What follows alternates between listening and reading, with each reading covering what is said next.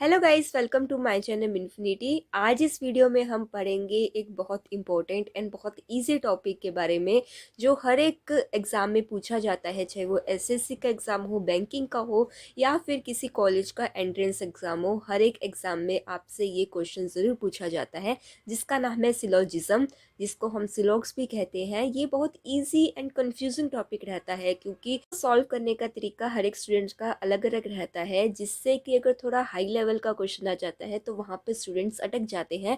तो इसलिए मैं इस वीडियो में आपको बहुत शॉर्ट एंड बहुत ईजी तरीका सिखाऊंगी जिससे कि आप हर एक क्वेश्चन को आसानी से सॉल्व कर सकते हैं विद इन 10 to 15 सेकेंड, चाहे वो कितना भी मुश्किल हो। तो वीडियो को स्टार्टिंग से लेके एंड तक ज़रूर देखना। इसके कुछ रूल्स हैं। सबसे पहले मैं आपको इसके रूल्स बताऊंगी, देन फिर इसके आपको क्वेश्चंस प्रैक्टिस करवाऊंगी।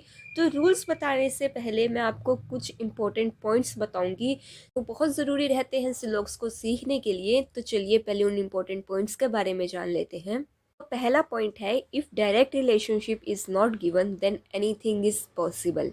इस बात को याद रखना। इसको एक्सप्लेन मैं आपको धीरे धीरे वीडियो में आगे कर दूंगी। सेकेंड है, conclusion will only follow if it is 100% confirmed. Third है, if there is any doubt then conclusion will not follow but possibility may occur. Fourth है, if same statement is given in the conclusion then conclusion will not follow. इस चीज़ का मतलब क्या है कि अगर हम इस स्टेटमेंट में दे रखा है सम बैट्स आर कैट्स, अगर हमें कंक्लूजन में भी सेम दे रखा है, सेम स्टेटमेंट दे रखी है कि सम बैट्स आर कैट्स, तो चाहे वो कंक्लूजन ठीक हो लेकिन वहाँ पर हम उसको रॉन्ग मानेंगे क्योंकि वो कंक्लूड नहीं कर रहे हैं हम स्टेटमेंट से, वो ऑलरेडी स्टेटमेंट में हमको साफ साफ सेम स्टेटमेंट गिवन है, इसलिए ये कंक्लूजन गलत हो जाता है। तो ये 4 पॉइंट हैं जो बहुत इंपॉर्टेंट रहते हैं सिलॉक्स के टॉपिक को सीखने के लिए। अब हम बात करते हैं इसके रूल्स के बारे में। सिलॉक्स बेसिकली 3 टाइप्स के होते हैं, एक होते हैं पॉजिटिव पार्ट, एक होता है नेगेटिव पार्ट और एक होता है पॉसिबिलिटी पार्ट। तो सबसे पहले हम पॉजिटिव पार्ट करेंगे जो बहुत ईजी रहता है। तो यहाँ पे हम एक एग्जाम्पल लेके सीखते हैं, जैसे कि एक स्टेटमेंट दे रखी है यहाँ पे, ऑल बुक्स आर पेन। तो इसको हम कैसे ड्रॉ करेंगे वेन डायग्राम में। तो यहाँ पे इसको हम इस तरीके से ड्रॉ करेंगे, ऑल बुक्स को हम बी लिख रहे हैं। इस तरीके से आप कोई भी शॉर्ट फॉर्म कर सकते हैं, जैसे पेन को पी लिख लिया, कॉपी को सी लिख लिया, इस तरीके से आप कर सकते हैं ताकि इजी रहे। तो all books are pen, all books are pen. ठीक है, तो इस तरीके से आपका ये वेन डायग्राम बनेगा। अब इसके अंदर मैंने बुक्स को अंदर रखा है और पेन को बाहर रखा है। याद रखना कि जो भी ऑल के साथ लगा होगा, कोई भी ऑब्जेक्ट लगा हो वो अंदर आएगा और जो बाहर वाला ऑब्जेक्ट है वो बाहर जाएगा। ठीक है, अब अगली स्टेटमेंट है, ऑल पेन्स आर कॉपी। इसको भी हम सेम बनाएंगे, जिससे पेन अंदर हो गया एंड कॉपी आ गया यहाँ पे आपका बाहर। तो आपका ये इस तरीके से वेन डायग्राम बन जाएगा। अब इसके अंदर हम कंक्लूजन देखते हैं कि कौन कौन से कंक्लूजन ठीक है। उससे पहले मैं आपको एक बात बता दूं, जैसे कि कभी भी आपको दिया होता है ऑल बुक्स आर पेन और पेन्स आर कॉपी, तो इसके अंदर 2 पॉसिबिलिटीज़ बनती हैं। एक तो कि या तो बुक होगा वो पेन के इक्वल होगा, कि बुक और पेन की क्वांटिटी होगी वो इक्वल होगी, या तो बुक होगी जो वो कम होगा पेन से। ठीक है, जो हमने इसके अंदर बनाया है।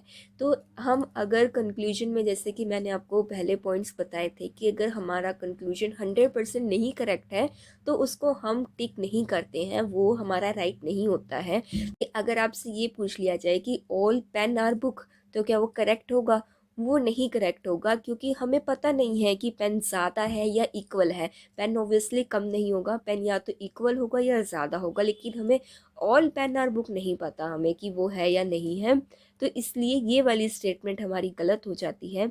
इसके अंदर हमें ये भी नहीं पता, इस तरीके से भी अगर आ जाए कि some pen are not book, तो ये स्टेटमेंट भी यहाँ पे गलत होगी क्योंकि यहाँ पे हमें इतना तो कंफर्म है कि सम पेन आर बुक, हमें वेन डायग्राम में भी दिख रहा है कि कुछ पेन तो बुक है, लेकिन हमें यहाँ पे ये नहीं पता कि कुछ पेन बुक्स नहीं है, क्योंकि 2 पॉसिबिलिटीज़, जैसा कि मैंने आपको बताया कि या तो पेन बुक के इक्वल हो सकते हैं या ज़्यादा हो सकते हैं। तो हमें 100% नहीं पता, 50-50% है, तो वो वाली स्टेटमेंट भी हमारी यहाँ पे गलत हो जाती है।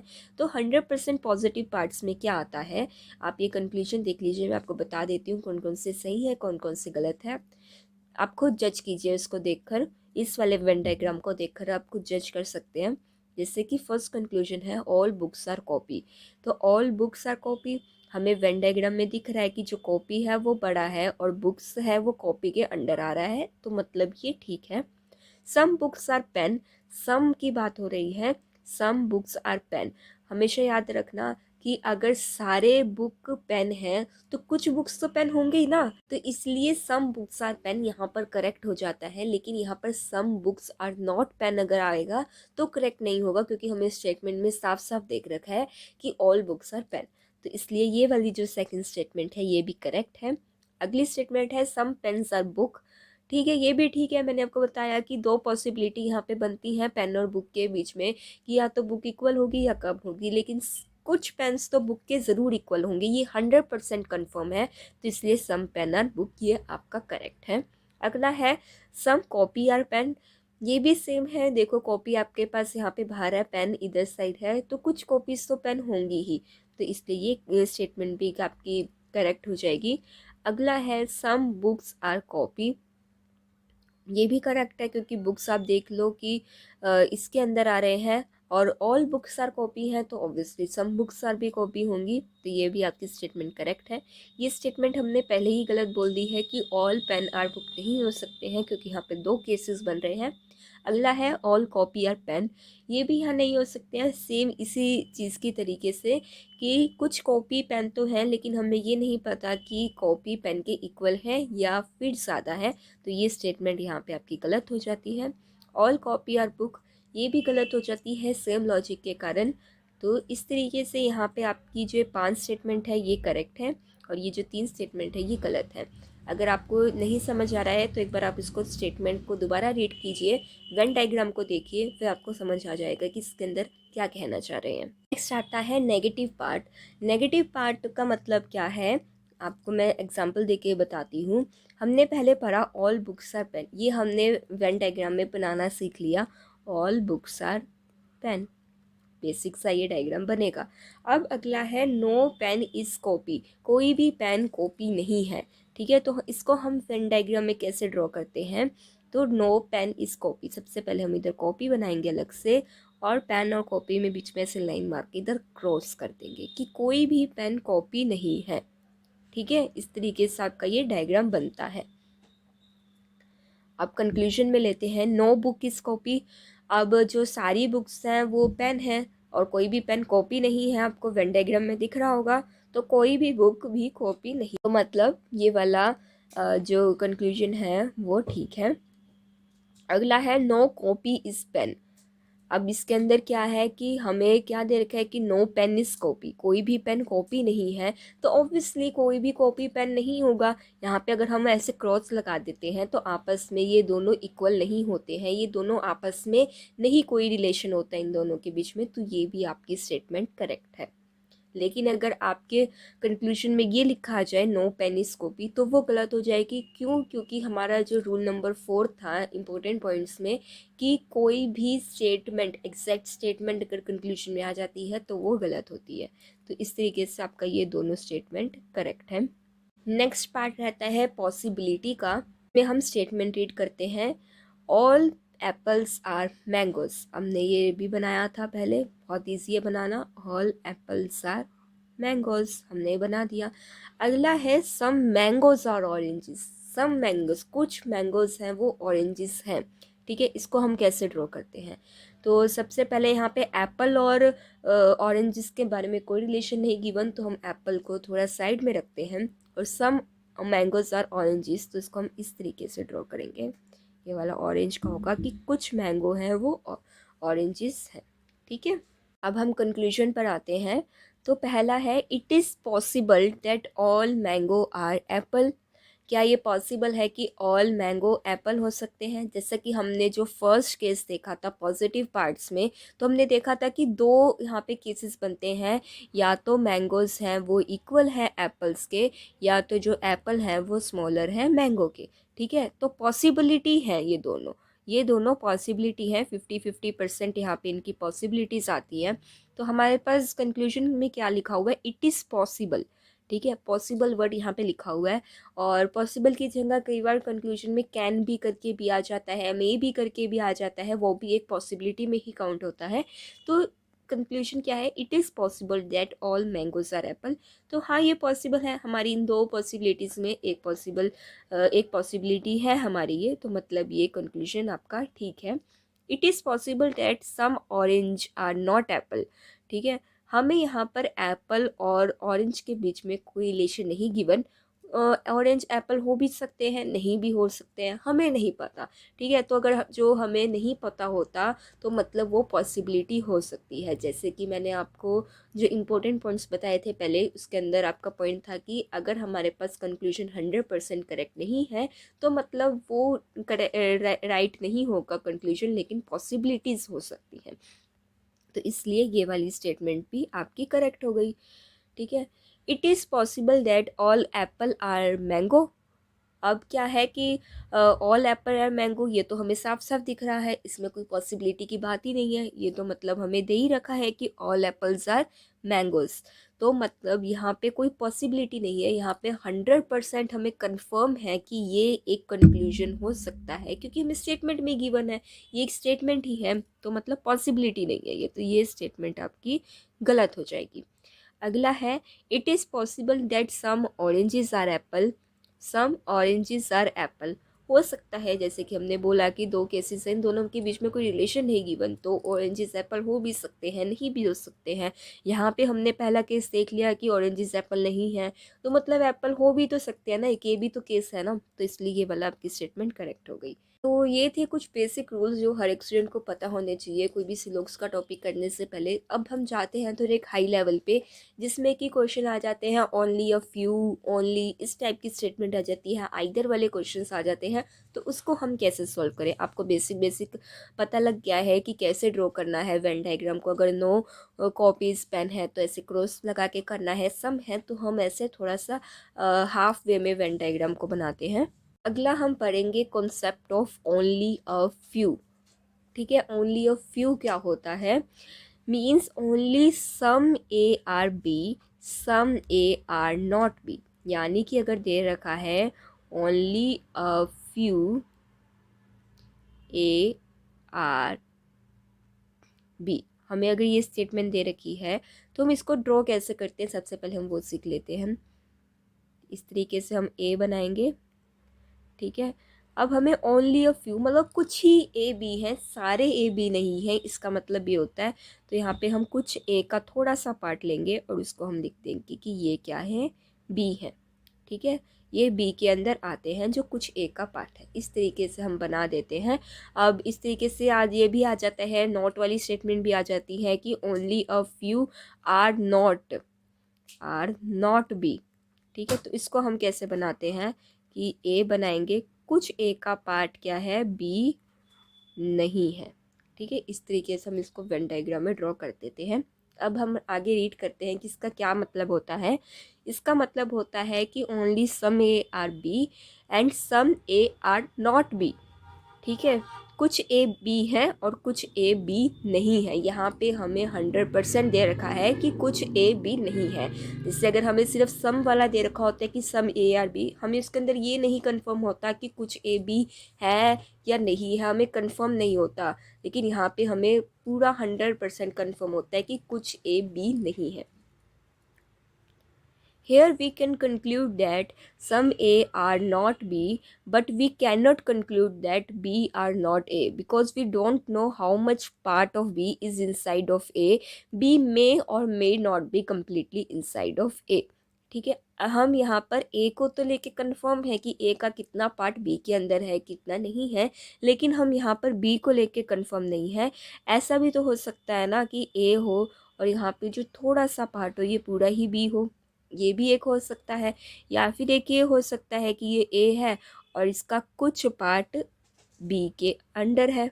ठीक है, ये भी एक पॉसिबिलिटी हो सकती है। तो यहाँ पे हमें बी को लेके हम यहाँ पे कंफर्म नहीं होते, यहाँ पे हमारे पास दो पॉसिबिलिटीज आ जाती है।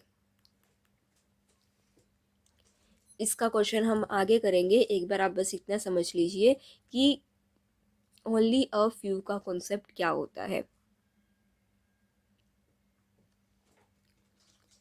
नेक्स्ट आता है ओनली बी आर ए। कुछ स्टेटमेंट में ये भी गिवन होता है कि ओनली, सिर्फ, ओनली बी आर ए। इसका मतलब क्या होता है? Means all A are B, ठीक है, and only B can touch ए।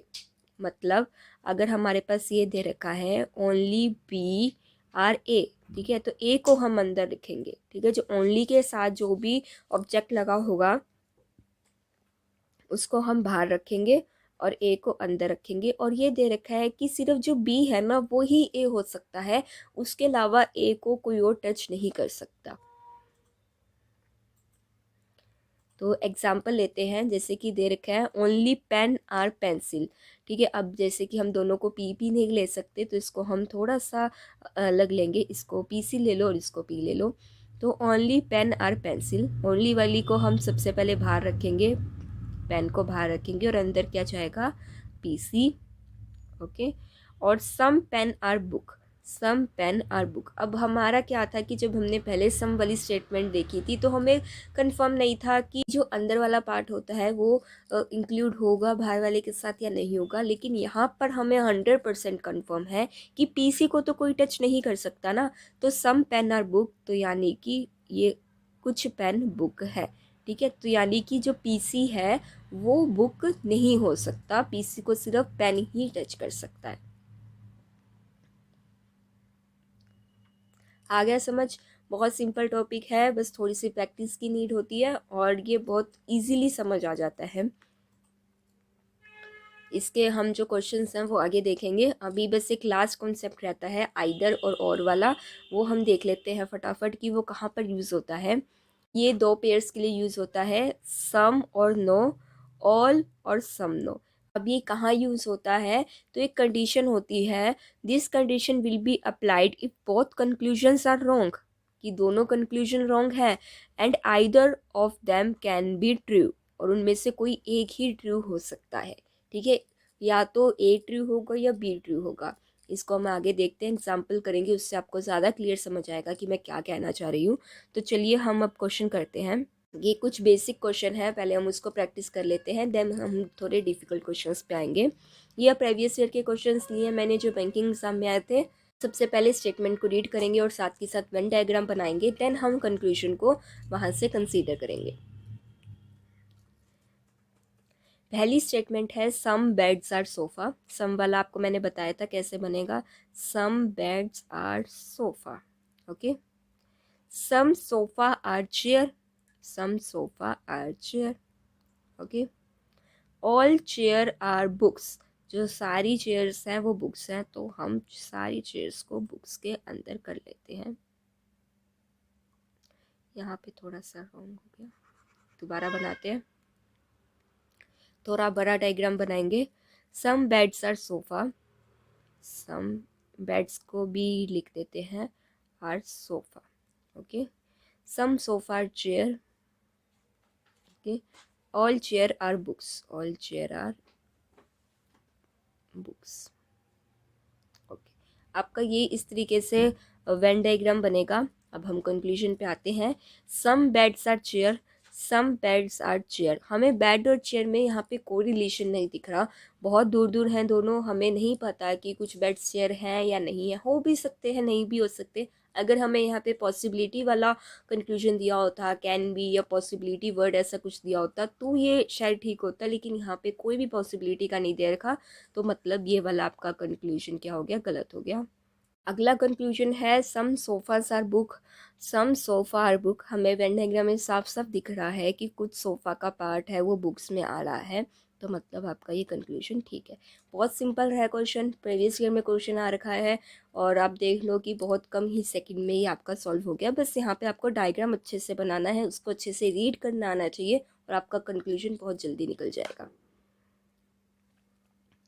अगली स्टेटमेंट है some lions are man, some lions are man, okay. Some man are women, some man are women, some women are gods, some women are gods. इस तरीके से आपको दे रखा है। अब conclusion क्या है? Some lions are women, Lions और वुमेन में हमें यहाँ पे कोई भी डायरेक्ट रिलेशनशिप नहीं गिवन, तो मतलब कि ये आपका कंक्लूजन गलत है। Some man are god, man are god में भी कोई रिलेशनशिप हमें नहीं गिवन, तो यानी ये भी गलत है। तो इधर आ जाएगा नाइदर, कि इनमें से कोई भी ठीक नहीं है। ओके, अब हम ये 2 क्वेश्चन लेंगे, ये थोड़े से हाई लेवल के क्वेश्चंस है, तो प्लीज़ इसको ध्यान से समझना। पहली स्टेटमेंट है ओनली साइंस इज़ फिजिक्स। जैसे कि मैंने आपको ओनली वाला पार्ट बताया था कि जो ओनली के साथ लगा होता है वो बाहर आता है। Only science is physics, physics अंदर आएगा। इसका मतलब क्या है कि फिजिक्स को साइंस के अलावा कोई और टच नहीं कर सकता, सिर्फ साइंस के पास ही हक है फिजिक्स को टच करने का। Okay, some science is bio, तो यहाँ पे हम बायो को लेंगे। एक मिनट, इसको करते हैं। some science is bio, okay, and only a few bio is Hindi. तो कुछ बायो ही हिंदी है, ओनली अ फ्यू का मैंने बताया था कि बायो का कुछ पार्ट ही यहाँ पे आपके पास आ जाएगा हिंदी। ठीक है, आपका इस तरीके से वेन डायग्राम बनेगा। कंक्लूजन है all Hindi being bio is a possibility, कि क्या सारी हिंदी बायो हो सकती है। जैसे कि मैंने आपको बताया था कि हमें ये नहीं पता कि हिंदी जो है वो उसका सारा पार्ट ही बायो के अंदर आ रहा है या कुछ पार्ट आ रहा है। कुछ भी हो सकता है, 50-50 की पॉसिबिलिटी। और यहाँ पे पॉसिबिलिटी का वर्ड आपको यूज़ किया गया है, तो मतलब आपकी ये स्टेटमेंट करेक्ट है। जब तक आपके पास 100% कन्फर्म ना हो कोई कंक्लूजन, आप उसको टिक नहीं कर सकते अगर पॉसिबिलिटी नहीं गिवन। अगला कंक्लूजन है सम फिजिक्स कैन बी हिंदी। अब इसके अंदर कैन भी यूज़ हो गया, मैंने आपको बताया था कि पॉसिबिलिटी के लिए कैन भी यूज़ हो सकता है। तो सम फिजिक्स कैन बी हिंदी, क्या कुछ फिजिक्स हिंदी हो सकते हैं? नहीं हो सकते, क्योंकि हमने पहली ही स्टेटमेंट में बोल दिया कि सिर्फ साइंस ही फिजिक्स को टच कर सकता है, फिजिक्स और कोई भी नहीं हो सकता, ना बायो ना हिंदी, कुछ भी नहीं हो सकता। तो मतलब ये आपकी स्टेटमेंट हो गई गलत। देखा, बहुत मुश्किल क्वेश्चन था, लेकिन कुछ ही सेकंड के अंदर हमने इसको सॉल्व कर लिया। अब अगला क्वेश्चन हम देखते हैं। Only a few rat is mice, only a few rat is mice, rat का कुछ ही पार्ट बस माइस है। All mice are mouse, all mice are mouse.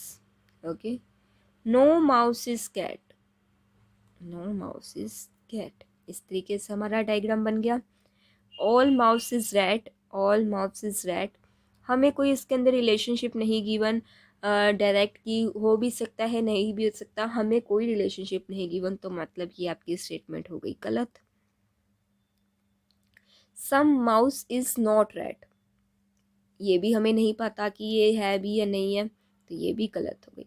लेकिन अब हम आते हैं हमारे आइदर वाले ऑप्शन पे। आइदर वाला ऑप्शन हमें क्या कहता है, एक बार दोबारा चलते हैं।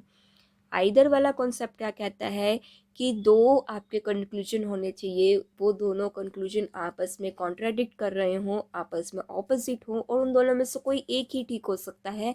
यानी कि वो दोनों पॉसिबिलिटीज़ हो सकती हैं किसी दो ऑब्जेक्ट के बीच में रिलेशन की, या तो सम और नो हो जाएगा वहाँ पे, और या फिर ऑल या नो होगा। हम इधर जाके देखते हैं हम क्वेश्चन पे, तो यहाँ पे ऑल है और नॉट है। ठीक है, ऑल माउस इज रैट, तो मतलब हमें रिलेशनशिप नहीं गिवन था रैट और माउस में, तो या तो सारे रैट माउस हो सकते हैं या फिर कुछ रैट माउस हो सकते हैं। तो मतलब इन दोनों में से कोई एक ही स्टेटमेंट करेक्ट हो सकती है, तो इसलिए यहाँ पे आ जाएगा आइदर का ऑप्शन। ठीक है, आइदर दिस और कि या तो वन स्टेटमेंट करेक्ट होगी या फिर टू, दोनों में से कोई एक ही स्टेटमेंट करेक्ट हो सकती है। आइदर और में एक चीज़ और हमेशा याद रखना कि जो ऑब्जेक्ट होते हैं, जैसे माउस और रैट हो गए, इधर भी माउस और रैट होंगे, यानी कि दोनों कंक्लूजन में सेम ही दो ऑब्जेक्ट्स के बारे में बात होगी, कोई तीसरा ऑब्जेक्ट नहीं होगा। गाइज, ये था आपका सिलॉक्स का टॉपिक। होपफुली आप सभी को ये टॉपिक बहुत अच्छे से समझ आ गया हो। मैंने हर एक टाइप के ओनली अ फ्यू, ओनली हर एक टाइप के आपको क्वेश्चन सिखा दिए हैं, हर एक आपको वेन डायग्राम बनाना सिखा दिया है। बाकी गाइज आप इन क्वेश्चंस की प्रैक्टिस कर सकते हो, नेट से क्वेश्चन उठा के, या प्रीवियस ईयर में जो क्वेश्चन आ रखे हैं आप उससे प्रैक्टिस कर सकते हो। ये सेम आप रूल्स अप्लाई करके आपका 101% जो क्वेश्चन होगा वो सही होगा और बहुत जल्दी सॉल्व होगा। सो गाइज, वीडियो अच्छी लगी हो, वीडियो से कुछ सीखने को मिला हो, तो प्लीज़ वीडियो को लाइक ज़रूर करना और मेरे चैनल को सब्सक्राइब करना। इसी तरीके से मैं और भी वीडियोस लाऊंगी टीचिंग की। So guys, please subscribe to my channel. Thank you.